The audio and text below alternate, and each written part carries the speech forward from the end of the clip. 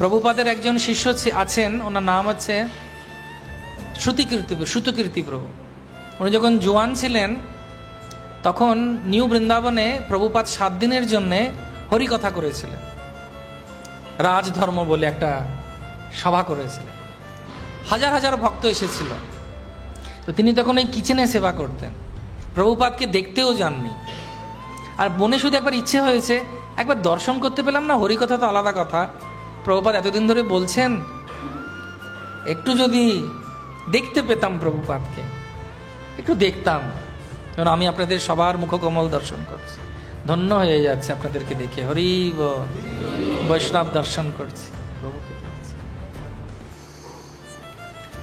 প্রভুপাদ যদি একটু দেখতাম তাহলে কতই না ভালো হতো।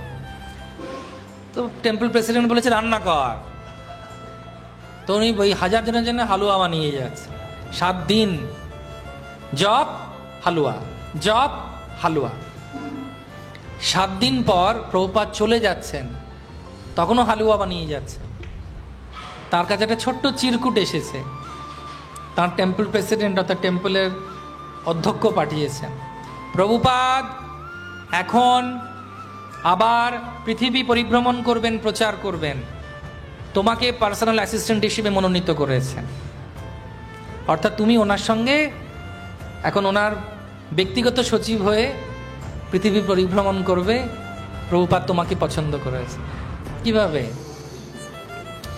ভগবান জানেন কে কোথায় কি করছে, কে পনিরটার সাইজ বেশি নিল, কে রসগোল্লাটা লুকিয়ে রেখেছে পরে সাবাড় করবে, আর কে বসে আছে নাম জপ করছে, আর কে ভাবছে আমি আজকে আসতে পারলাম না, কি সুন্দর হরিকথা হচ্ছে, কে আবার ভাবছে কখন শেষ হবে বাবা, আর পারি না, একাদশী পেটটা জ্বলে যাচ্ছে।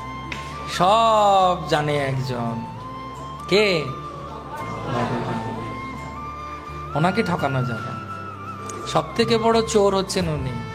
ব্রজে প্রসিদ্ধম নবনিধিচ গোপাঙ্গনানাম দুকুলস্য চোর শ্রীরাধিকাস্য হৃদয়স্য চোরম জন্ম জন্মো কো পাপো কো চোরম চৌরাগ্য গণ্যম পুরুষাম নমামি। নিতাই গৌর সীতানাথ প্রেমানন্দে হরে হরে।